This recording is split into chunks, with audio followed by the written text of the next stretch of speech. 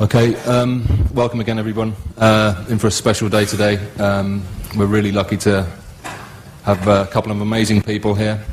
I'd just like you to welcome Jacque Fresco and Roxanne Meadows from the Venus Project.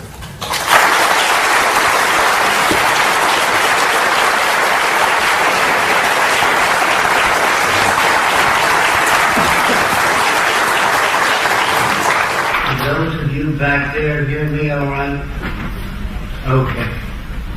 I just want to say a little bit about the requirements that we require of you. Not to be polite. If there's anything you don't understand, ask the question. Try to tighten your answers. In other words, to give other people a chance to talk. Don't come off with long-winded discussions. Just pinpoint your problems and the things you want to know. Being polite would be offensive to me. So I want you to, if I say anything you don't understand, say, I don't get it. In other words, that's nice, you know. I don't get it. I want more detail. If I fail to answer your questions, say, you didn't answer my question. Please do that. Otherwise, we can't learn from each other. So I'm going to tell you a little bit of what the Venus Project is. Those of you that know what it is, will you raise your hands? So I guess I don't have to tell you what it is.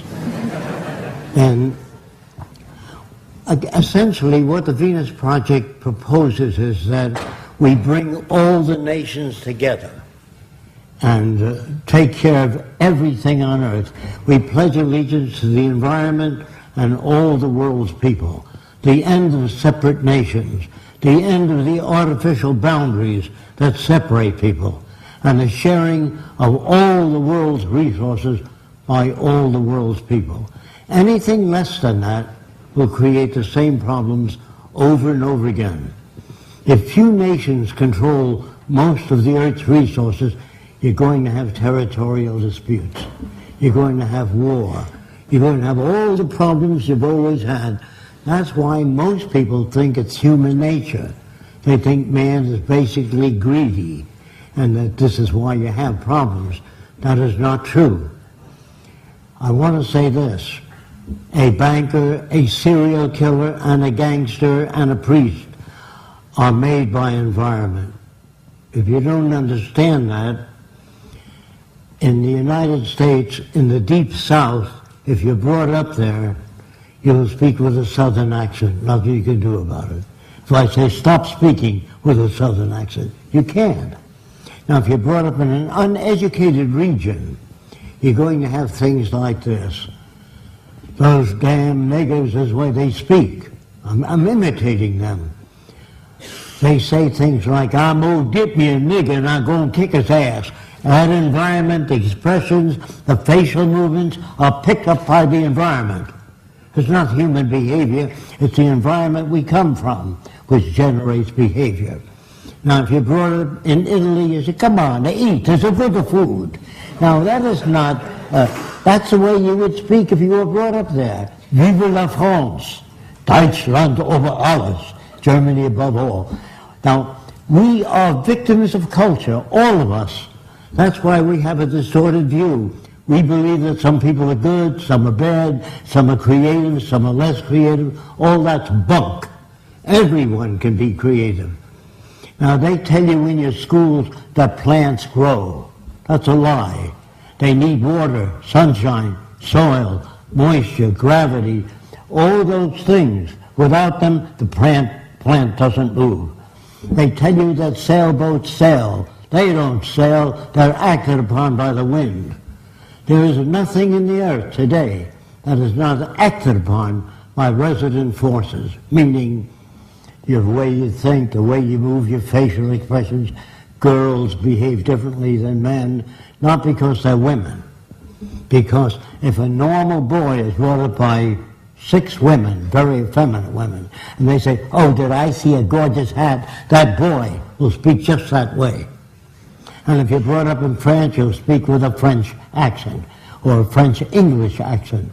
If you live in France 10 years, you move to Germany, you live there 10 years, you speak with a German-French accent. Not a thing you can do about it. So your facial expressions and your language was designed hundreds of years ago. That's why we can't talk to each other. We talk at one another, not to one another. Now, a lot of people don't understand that, so I'll say that the Bible, when you read it, he says Jesus meant this. He says, oh no, he meant that. And the third person says, you're both wrong. That's why you have the Seventh-day Adventist, the Catholic, the Presbyterian, because the Bible is subject to interpretation. All our language is allowed stuff. It's subject to interpretation, except chemistry, physics, mathematics, engineering is not subject to interpretation.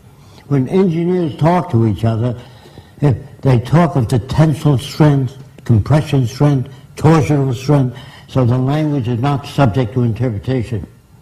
And if you take a blueprint of an automobile from America and bring it to Japan, they turn out the same product, not subject to interpretation. So it appears that most of the language of science and technology is not subject to interpretation. When you talk to somebody, I say, I think this is what he means, and it goes through their head and comes out different. He says, that's not what I meant. Of course you're going to have trouble. A lawyer is a guy that takes language, twists it around to any way he wants to. If he's skilled at it, he can knock you out, put you in jail. A lawyer would be considered a criminal in the future. So would all bankers, and all businessmen, and all politicians. Don't forget, you're brought up to believe that King Solomon was a great guy. He had 1,000 wives. He'd be arrested today as a bigamist. So all the things that you're taught, they teach you to fit in with this culture. All civilizations are established, and they're established on the basis that kept those in power, so they still run the show.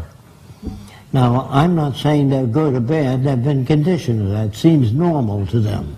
So if you were raised by the headhunters of the Amazon as a baby, and I went to you and said, doesn't it bother you to have 10 shrunken heads? He says, yes. My brother has 20.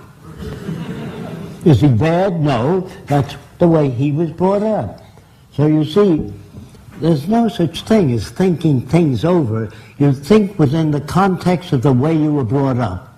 If you ask an Eskimo, what do you want? You can have anything you want. He can't say a stainless steel air conditioner. It is not within his environment. So it's very hard for so-called normal people to step outside of the environment. If you ask an Eskimo, do you ever dream of walking on a palm-fringed beach with coconuts and sunshine? He said, I don't know what you're talking about. He's not a bad guy. Now, in the early days in the Roman Empire, I am told that they used to feed Christians to lions. But first they would starve the lions to make a better show. Then they would take the clothes off the Christians so it would be easier for the lions to tear them to pieces. Now the family would come Saturday and Sunday to see Christians being fed to lions. And the kids would say, Daddy, can we come next week to see Christians being fed to lions? Daddy would say, if you behave yourself. Now, are these kids sick? No. They're normal to that culture. The Nazis, Heil Hitler, are normal to that culture. There are no good or bad people. There are no corrupt people or dishonest people, creative people, lazy people. All that's bunk. If you're raised in a society that understands human behavior, you don't have those variations. You can block them through education. Not the education you get. That's mostly propaganda. They condition a man to become an engineer, another man a chemist, another man a physicist. And when we go to war, the physicists in Germany fall in line with that culture. In Italy, they fall in line with that culture. In America, the scientists fall in line. If they were scientists, really scientists, they would wonder what war is. Why do people kill each other? What is a serial killer? What makes them that way? They don't fall in line. Your business is to listen to me, and if there's anything you don't understand, please, during the question period, question the hell out of me. Don't accept anything I say unless I can provide sources of information. So far, I just want to tell you a little bit more about people. When you study architecture, all the houses, as a rule, have a pointy roof. That's conventional. Architects do not design cities for people. They design for business. They design things that will sell. It's an ego problem. They design the tallest building. So when they invited Roxanne and myself to Dubai, they wanted me to come down and design the tallest building in the world and the most modern city in the world and a theme park. I said, why do you want the tallest building in the world? We want to be better than the United States. It's like infantile. The prince is an asshole. In other words, all these people don't understand society. They do not. You must design for human comfort, and you must design cities with art centers, music centers, cultural centers. I can only talk a little bit about America because that's where I'm from. I don't like our country. It's completely corrupt. And that's for most civilizations today. They're all corrupt. I'm sorry to say that. I don't like what I'm saying. I wish it were otherwise. So what I want to tell you is that we are brought up in a system called established. Established means it serves the interest of the lead group, the control group. What we really need is an emergent society. Emergent society means that there's no utopia, no fixed system. If I were to design a city, and that city would be a straitjacket to the kids of the future, they'll design their own cities. So if you make a statue of me, you'll hold back society. There are no great men, no great women. All people are creative, but they're not brought up to know what that means. I want to give you, most of your language should be subject to definitions, clear definitions, and we don't have that. When we say we have a great nation, what do you mean by that exactly? Another person says to me, I believe in freedom. I believe in participatory democracy. So I say, do you really believe that? They say yes. So did you vote for the Vietnam War? I guess not. Did you vote for the space program? I guess not. Did you vote for highway design, the Capitol building, procedural systems? No. That's just bullshit. I'm sorry. But they give you that to maintain control. There's no bad language either. Maybe if you young lady drop a pie, you say fiddly-dee. A man might say shit. That means I'm sorry I dropped a pie. It has nothing to do with fecal matter. There are no bad words. Your society tries to control you continuously through radio, television, news. Now, if you worked in a department store and a young lady came up and said, how much is that lamp? You said $20. She said, I'll take 2. Let's say he's a good Christian. He said, if you go down the street, you get the same lamp for $10. He wouldn't be working there very long. So when they tell you that your government likes you, they're working for you, you wouldn't outsource to another country. You understand? If you outsource jobs and production for other countries, it means all they're concerned with is the bottom line, profit. And that's very disadvantageous to people. The profit system actually does design things to wear out and break down, because that's the way you keep in business. Every year you got to buy new airplanes because the old become obsolete. So war has always been good business. A friend of mine, when you're drafted into the army or you join the army to protect your country, you put your life up for the country. So they should conscript all the war industries so no one makes a buck out of war. Then it's real. On the same basis of pay of soldiers.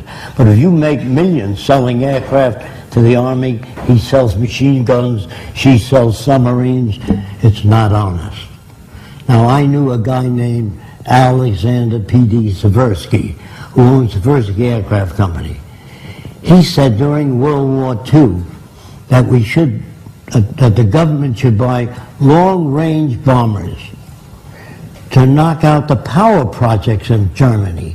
If you knock out the dams and the power projects, but if you shoot soldiers out in the field, they can keep producing munitions and bombers and airplanes. Do you understand? Even war is corrupt. It's corrupt as an operation. A friend of mine flew airplanes in World War I, and he said he flew over Krupp munition works 8 times with orders not to bomb it. He didn't understand that. He was a pilot to defend the United States.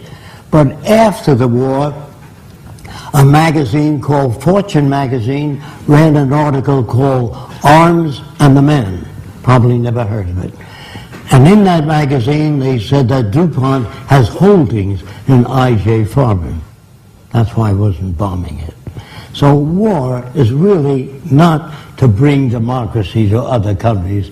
It's about resources and exploitation and removal of the resources. National loyalty is really a form of stupidity. All people need clean air, clean water, arable land, and a relevant education. That means no businessmen, no advertising, no investment bankers. Relevant education means how to restore the environment and the damaged reefs. Not to, I don't know if I told some of you this, but the United States Army about 45 years ago dumped 65 tons of nerve gas off the coast of Miami, near the Gulf Stream. How can you love the country and do things like that? How can you care about people and bomb their cities? We'll fire and press a button and wipe out cities. The reason people do that, they get a medal. They get an X on the fuselage of how many planes you shot down. I used to work for Ernst Udet. He became the head, one of the top brass under the Nazis. Well, I worked for him at Roosevelt Field. And I said, how did you shoot down 70 airplanes? And he said to me, I would fly above aerial combat and watch the rookies that couldn't handle planes well and knock them off. Now, what kind of a person is that? He's a war hero, great man. Eddie Rickenbacker, the same. They're bums and stupid people brought up by an arrogant society that doesn't give a shit about anyone else but the established institutions. So I'm trying to tell you something. We must join together with all nations, take care of the earth together and one another. When you think of the cost of World War II, I'm not just talking about the military cost. I'm talking about taking care of veterans after the war for years. And then all the cities bombed out, the museums and art. You remember England and Germany flattened out. Take that cost, you know what that could have done? It could have housed everyone on earth in brand new housing. Build art centers, music centers, cultural centers, housing, parks. Soldiers should be trained as problem solvers, not killers. When you train people to be killers, obviously soldiers don't know what the hell they're doing because they think they're defending their country. They're building hatred for the next 20 years. When you bomb the Arab world and flatten it out, you're not doing any good. So years ago, when I was proposing this society, I said to myself, Jacque, how are you going to change everybody in the world? They all think differently. Some people have 10 wives, in some nations. It's all so very different. How are you going to change them? That's what thinking is, talking to yourself. If I say, I'll see you Saturday, he says, I'll take the kids to I can't see you Saturday. So thinking is nothing magic. It's what you've been exposed to and asking questions. So I said to myself, how are you going to change all these people? I said, I don't know. That's the first thing you have to learn to say, I don't know.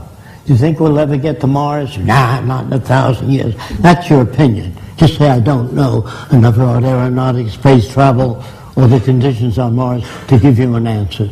We don't talk that way. When we see a new airplane without wings, we say it doesn't have wings, it'll never fly. The question is, how do you propose to lift off the ground without wings? I'm a layman, not technical. If you do that, there's no argument.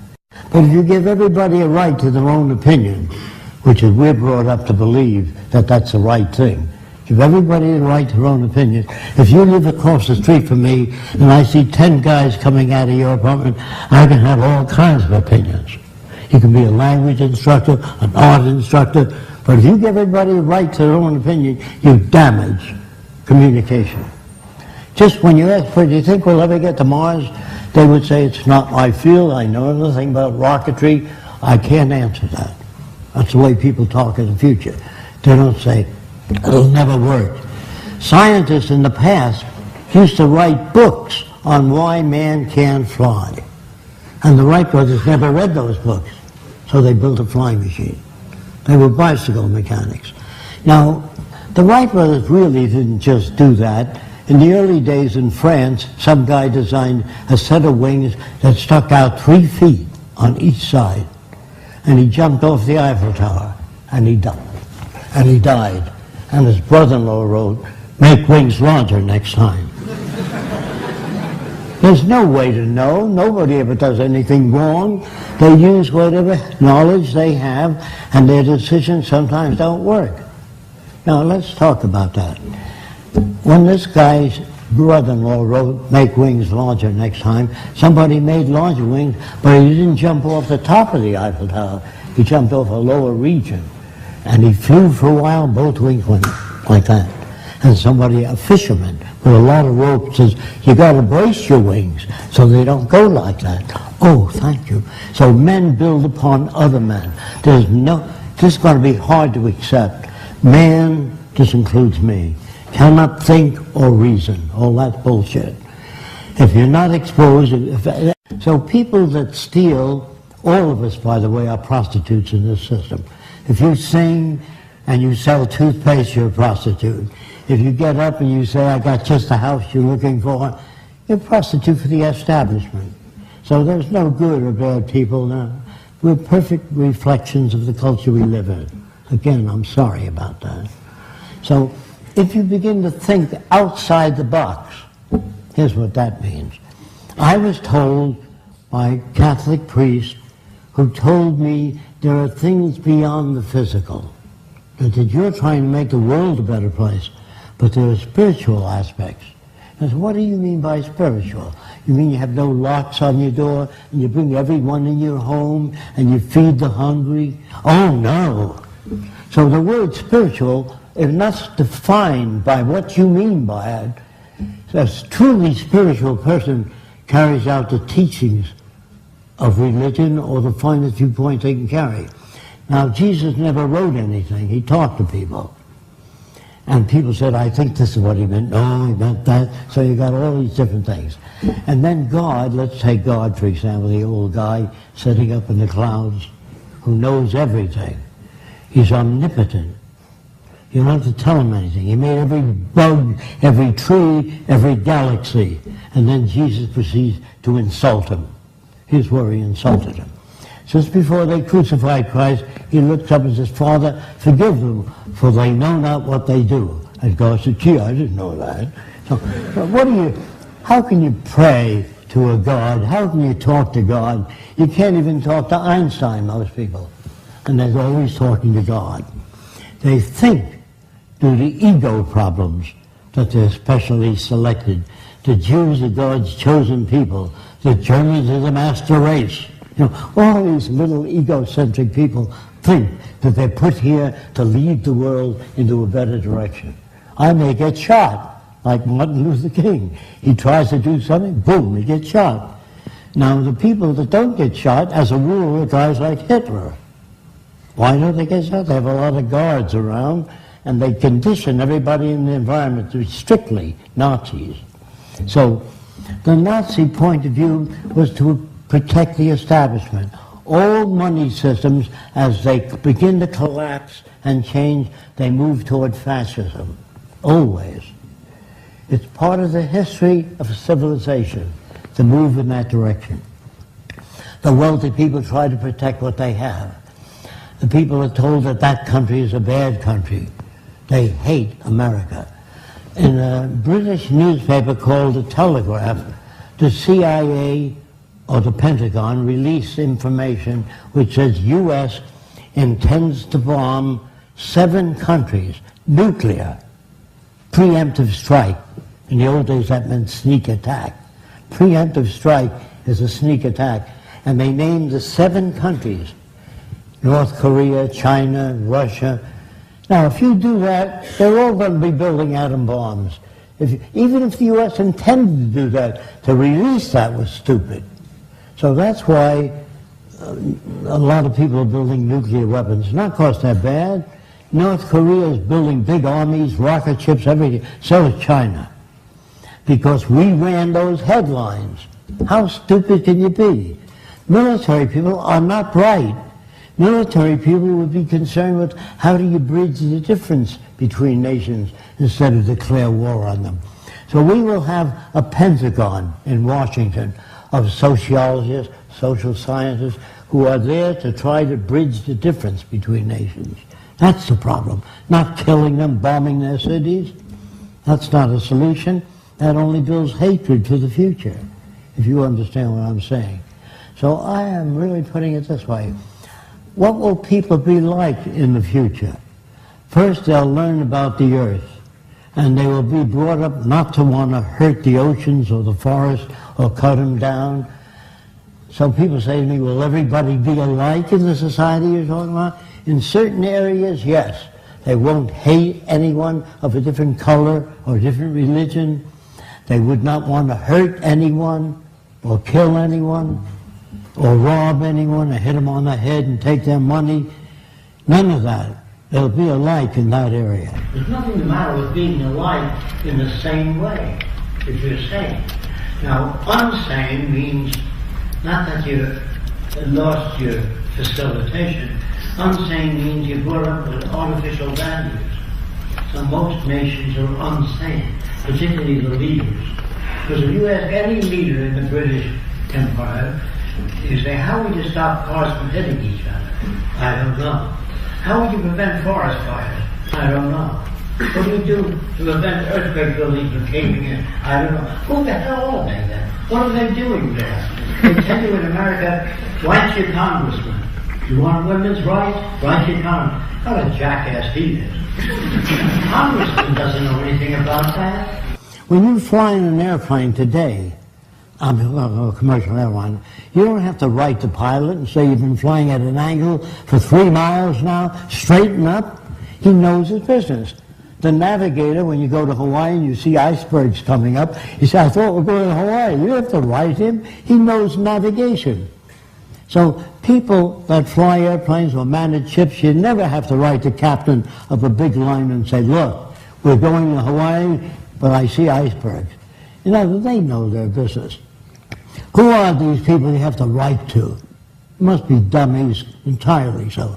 They should be at the forefront of human problems in government and not try to stop you from doing things, but to welcome you on the air. But what they do is manage news. If it doesn't look too good, you don't get it. I've never been on the air except once in America. But in other countries, when we were invited to Turkey, they gave me an hour and a half, and Turkey said, how do we build the first Venus project? Now, they invited us to Vienna. They gave me 7 minutes with a whole bunch of academicians. I couldn't say anything in 7 minutes. And that happened in other countries. So we don't go to any other country unless they give us a chance to present what it is we wish to present. And then you get mad at it, you ask questions, that's the way to do it.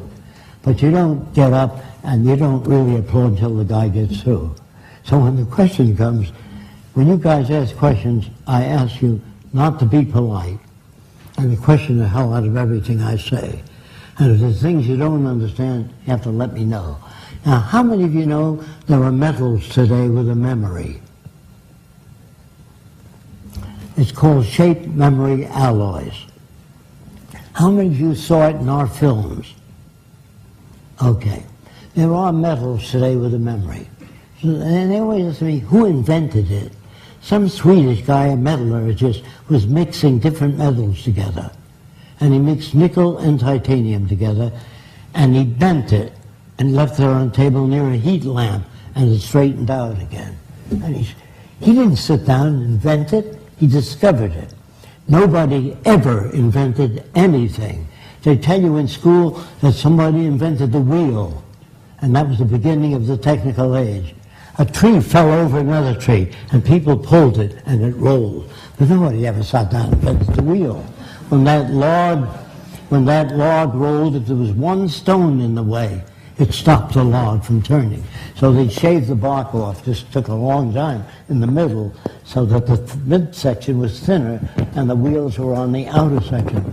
So nobody sat down and invented a wheel or invented anything for that matter. Now, I said, they invited me to speak at Princeton University, and the name of the subject, Man Can't Think or Reason. That made everybody angry in the university, because they all knew that men could think and reason. So a guy from the optics department said, I don't agree with you, before I even said a word. I said, well, what is it that you don't agree with? He said, man can think and reason. I said, give me one example. He said, well, there was not a camera at one time, and somebody had to think about it. Now, in China, 1,000 years ago, if you were in a dark building, there was a little hole in it, you saw people walking upside down on the wall. If you've been in a barn which is very dark and there's a knothole in it, you'll see cows walking on the wall upside down if the sun's out and the barn is dark. That's where the pinhole camera came from. Nobody sat down and said, got to make a camera. Click. See? And then what about the negatives? Somebody had to make a negative. The American Indians used to take berry juice and squeeze it on mats they made for the floor of the wigwam. They'd squeeze blueberry juice, cherries, and so they get patterns. But if a leaf fell on the berry juice, you picked it off, there was a print of the leaf. That's where the print came from. And people walking barefoot in sand suggested the mold. You understand, when you make a mold, you put something in it? Nobody can sit down and invent anything. The first guy that tried to fly died. Probably the first 100 guys that tried to fly died.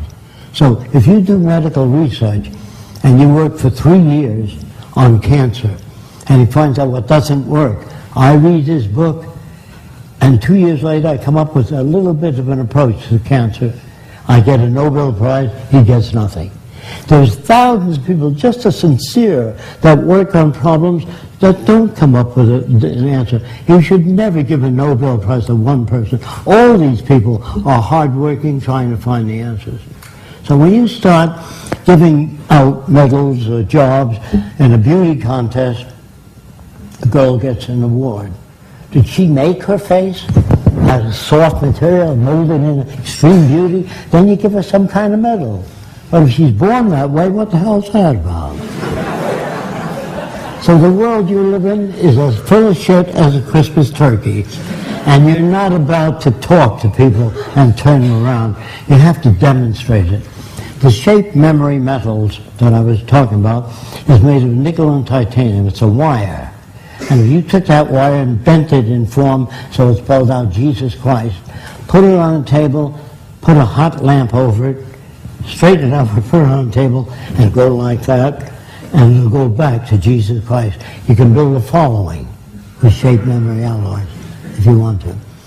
Now, most people don't know where the earth came from, they don't know where life came from, and so they invented a God who made a man and a woman, then he kicked them out of that beautiful garden.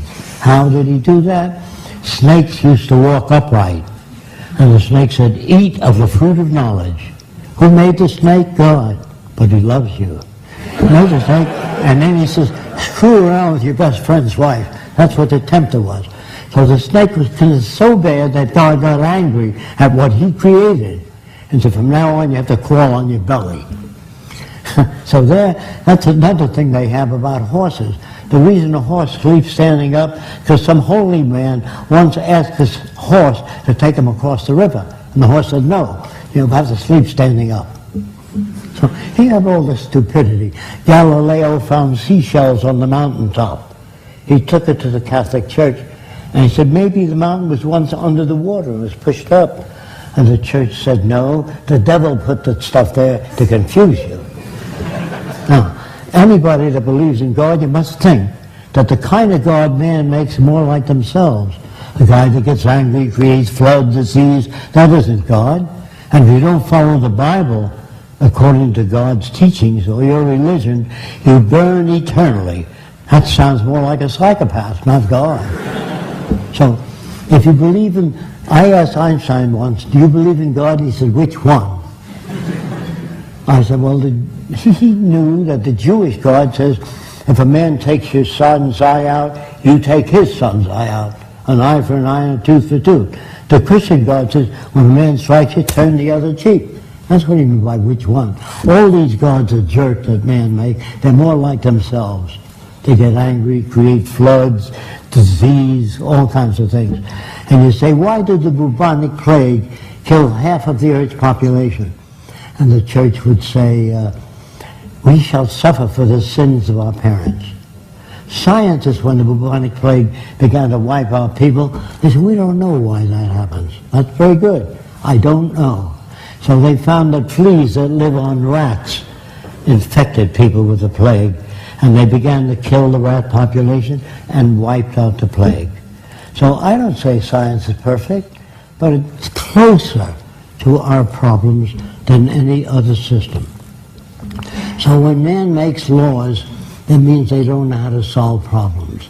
All man-made laws are BS, bad science. All man-made laws don't deal with problems. They make a law. What you really need is, it says, drive safely on the highway, slippery when wet. So you put abrasive in the highway so it's not slippery when wet, and take away that sign. It also says, drive carefully, school children crossing. I'm sure you've seen that. We designed a highway that looks like one comb intersecting another comb. And when the kid presses the button, the highway turns up like that. So no car can hit a kid. Do you understand that? That's what you really want. You don't want the sign out there. These dummies that are politicians are not technical. Now you're going to have to take my word for it because most of you don't look old enough. When I was a kid, trolley cars had a platform along the side. And if people were late for work, they got on that platform.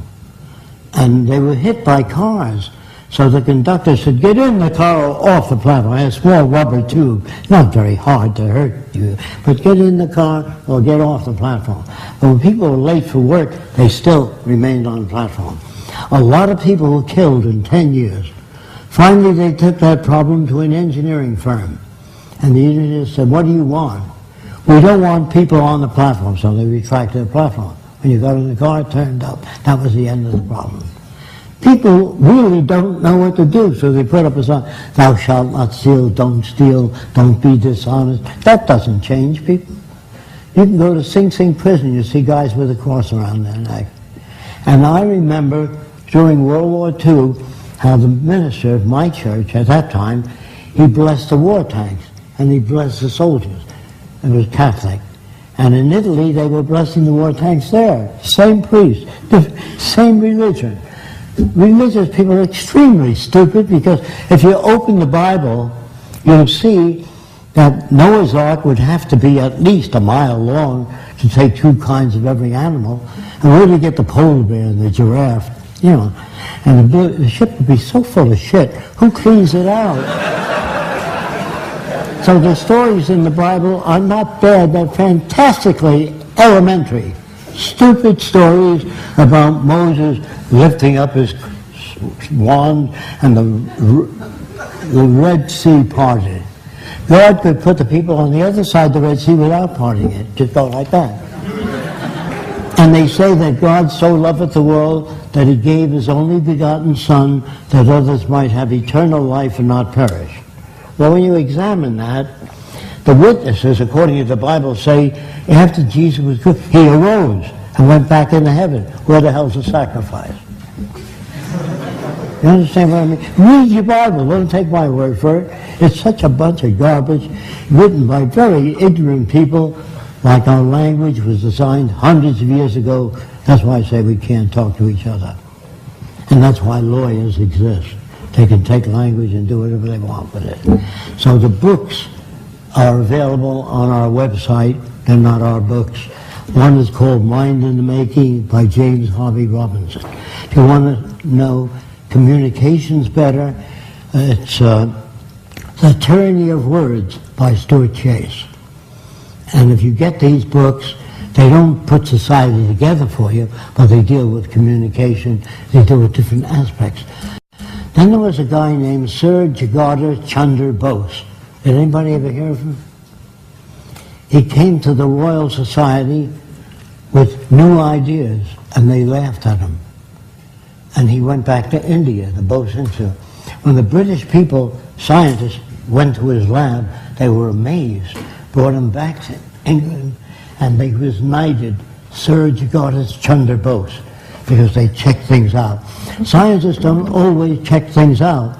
They say that we want to know how all of this began. Where did the word beginning come from? The Bible. So they said, what's the Big Bang? What was there the day before the Big Bang? Where did God come from? Who made him? How did he get the job? You know, nobody asks that question.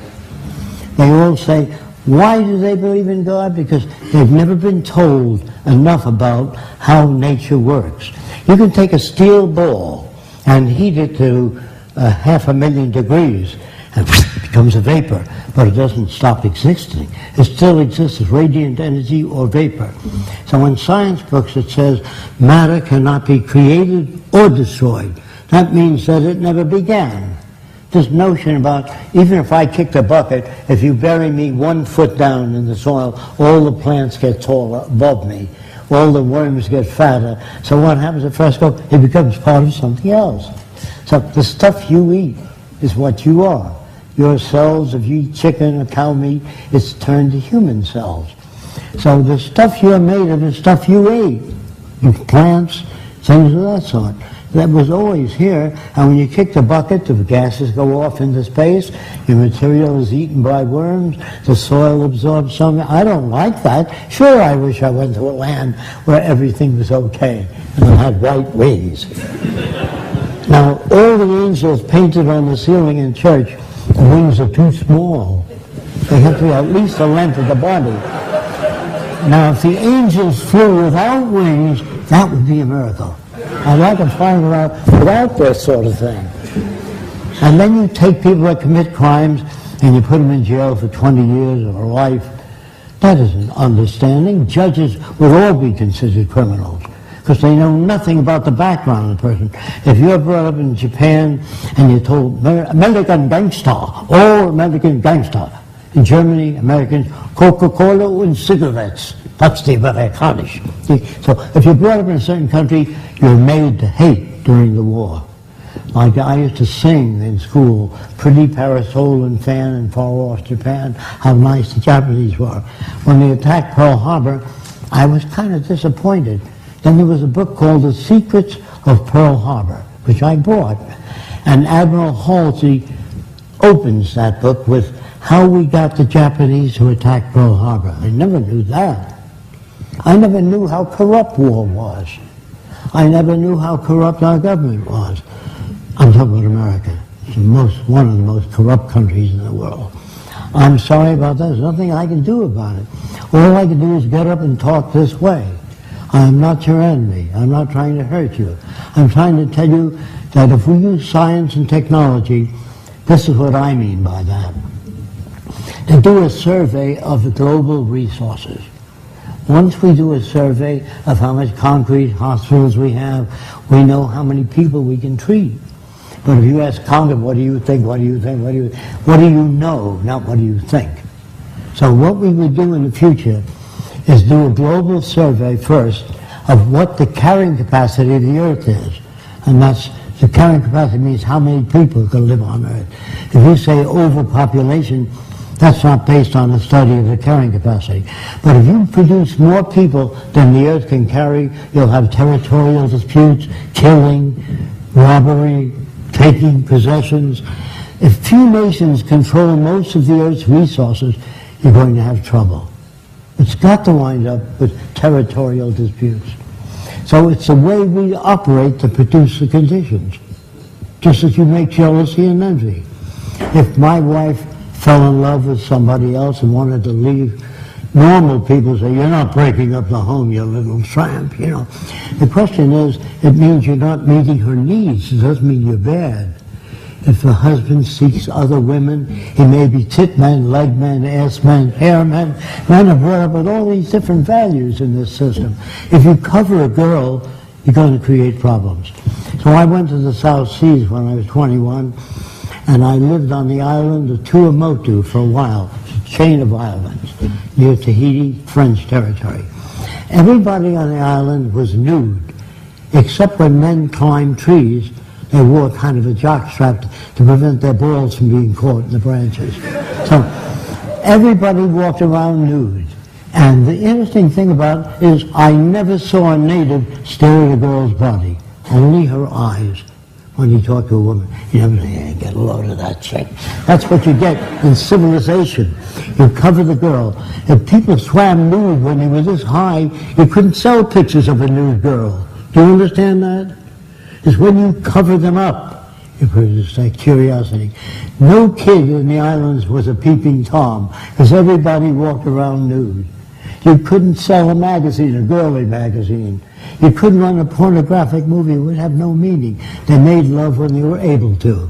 And nobody ever shot an eye. Interesting thing, I got to know the natives so well, I watched them make love. And they stroked the whole female, the top of her head all the way down. They had no fetishes. There were no tit men, leg men, ass men. All that's made by culture.